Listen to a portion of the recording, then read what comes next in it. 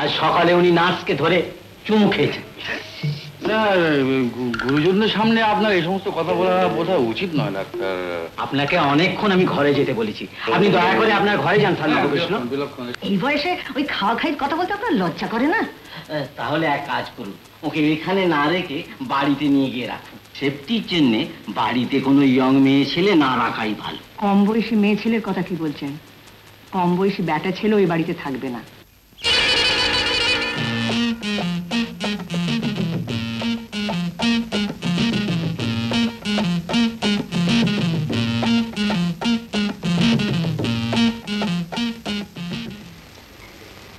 Sir Nabakrishna, এ কি আপনি এখনো দাড়ি কামাচ্ছেন?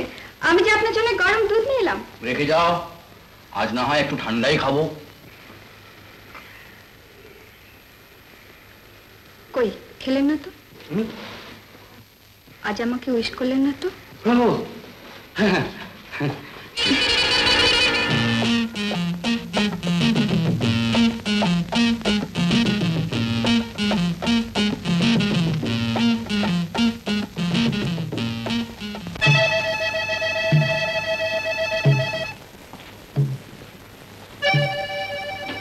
কি লিখছো? আগে 4 নম্বর পেশেন্টের মর্নিং রিপোর্ট স্যার। সুন্দর ব্যবহার, কোনো রকম অ্যাবনর্মালিটিস নেই, আর ঠিক সময় মর্নিং শেভ করছেন। উনি দাড়ি কামিয়েছেন, কিন্তু সাবানের ফেনা তোমার গালে কেন? 4 নম্বরের 4-এ তুমিও পড়েছো দেখছি। তোমার আগে 4 জন সিস্টার বরখাস্ত হয়েছে এই জন্য। না মানে? হ্যাঁ, ওই মানেটাই তো আমি জানতে চাইছি। একটা পাগলের মধ্যে তোমরা কি দেখছো? আগে ওর হাসিটা বড় সুন্দর।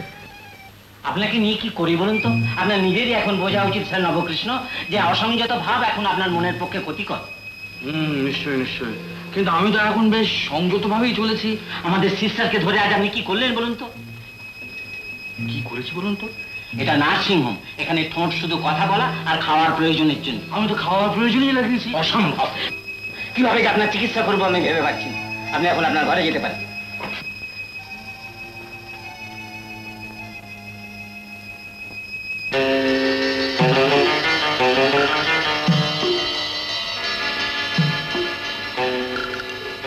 কাকা বাবু না? চিনতে পেলি? চিনতে পেরেছি। কাকা হয়ে পাগলা ঘরতে ঢুকিয়ে দিয়ে গেলে তোমার চিনতে পারবো না? কেমন কেমন ঠিক করিনি? ঠিক করিনি? হ্যাঁ, এখানে কোনো মেয়ে তোকে ডিস্টার্ব করতে পারছি কি? হ্যাঁ, তোর মাথায় গুলিয়ে দিতে পারছি কি? এত দেখ না, এমন গুলিয়ে দিয়েছিল তুই জঙ্গলে চলে গিয়েছিলি, আমাকে শুধু চিনতে পারিসনি। এখন তো না না, আমি এখন বেশ ভালো আছি, বেশ তোফা আছে। তো থাকবি তো, থাকবি তো। এখানে তো তোর জন্য সব তুই তুই চিনতে পারছিস না? হ্যাঁ,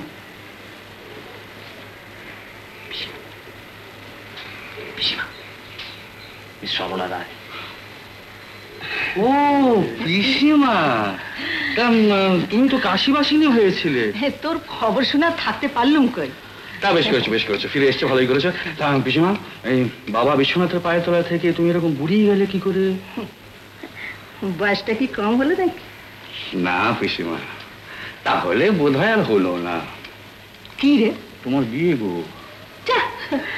সে তো তোরও হলো না, আর আমি কি আর সে আশা রেখেছি? তার বয়স থাকতে থাকতে একটা প্রেমও তো। গুরুজনদের সঙ্গে এভাবে কথা বলা উচিত না স্যার নবকৃষ্ণ। না, কেন কেন কেন কেন? আমি তো ওকে বেশ বেশ ভালোই দেখছি, বেশ খুশি খুশি। ভালো, আজ সকালে উনি নার্সকে ধরে চুমু খেয়েছেন। না, গুরুজনদের সামনে আপনার এই সমস্ত কথা বলা বোধহয় উচিত নয় ডাক্তার। আপনাকে অনেকক্ষণ আমি ঘরে যেতে বলেছি, আপনি দয়া করে আপনার ঘরে যান স্যার নবকৃষ্ণ। বিলক্ষণ, এসব কথা বেশি না শোনাই ভালো। বস।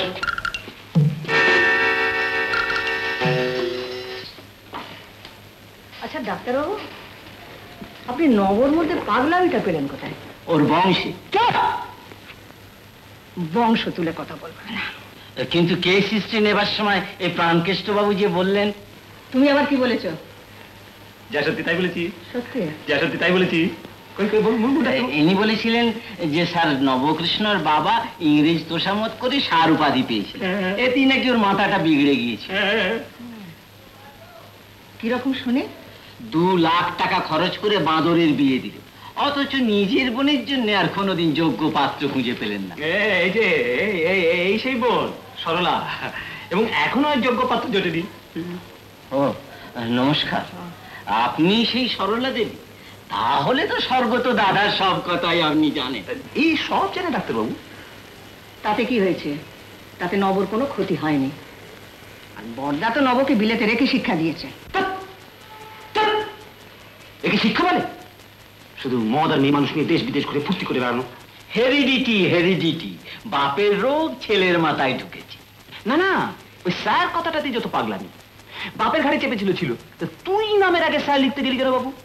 স্যার নবকৃষ্ণ জীবনে সিরিয়াসলি কিছু নিলি না। সিরিয়াসলি নেবে কি করে বলুন? উনি নিজেই কি বোঝেন কি চান? নইলে পৃথিবীর উপর বীতশ্রদ্ধ হয়ে পালিয়ে 8 বছর কেউ আফ্রিকার জঙ্গলে কাটিয়ে আছে। ঠিক বলেছেন, ঠিক বলেছেন। আর ফিরে এলো একেবারে বোম ভোলানাথ হয়ে।